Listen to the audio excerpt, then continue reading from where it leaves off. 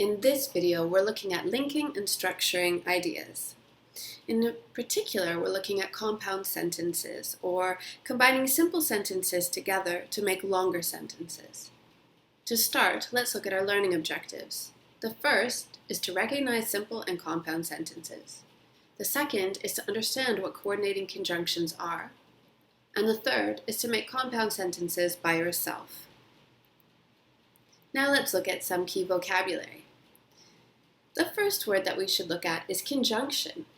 A conjunction is a word that joins two sentences or two parts of a sentence together, like and, but, if, although, or which.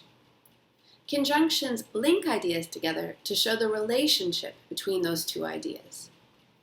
There are a few different kinds of conjunctions, but in this video, we're going to focus on coordinating conjunctions. These are probably the most common type of joining word. They join things together in a sentence that are equal.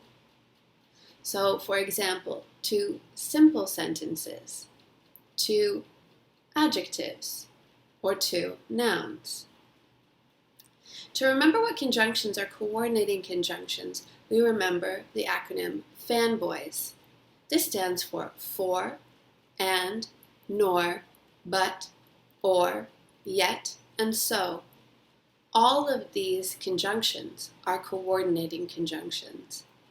In this video, we're going to focus on 4 specific ones. And, which adds ideas together. But, which we use to show contrast between ideas. Or, which shows an alternative. And so, which leads from one idea to the next. The next word we should define is compound sentence. A compound sentence is a sentence that's made up of two simple sentences joined by a coordinating conjunction. The formula for creating a compound sentence is this: simple sentence plus comma plus conjunction plus simple sentence. You always need to have a capital letter and a full stop at the end of every sentence, so I've included these as well. Here are some example sentences. I like dogs and I like cats. Wilma loves humans, but she hates other dogs. I could go for a walk with Wilma, or we could stay home and watch TV. We ended up going for a walk, so now we are both tired. All of these sentences could be written like this. I like dogs. It's a simple sentence. And I like cats. Another simple sentence. Wilma loves humans, but she hates other dogs. 2 simple sentences. I could go for a walk with Wilma. This is one complete idea and sentence. Or we could stay home and watch TV.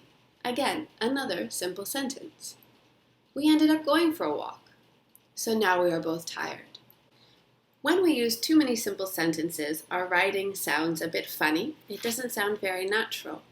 And so we often try to use a few compound sentences, like this. Remember that you have simple sentence, comma, coordinating conjunction, and then the other simple sentence.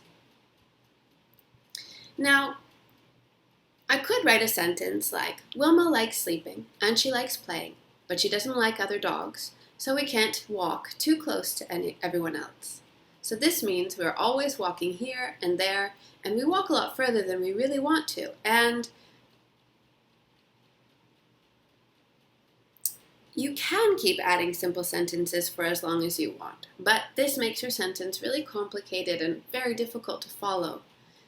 So our rule of thumb is that we usually limit compound sentences to joining 2 or 3 simple sentences together. That way, your reader doesn't get too confused. That's it for today.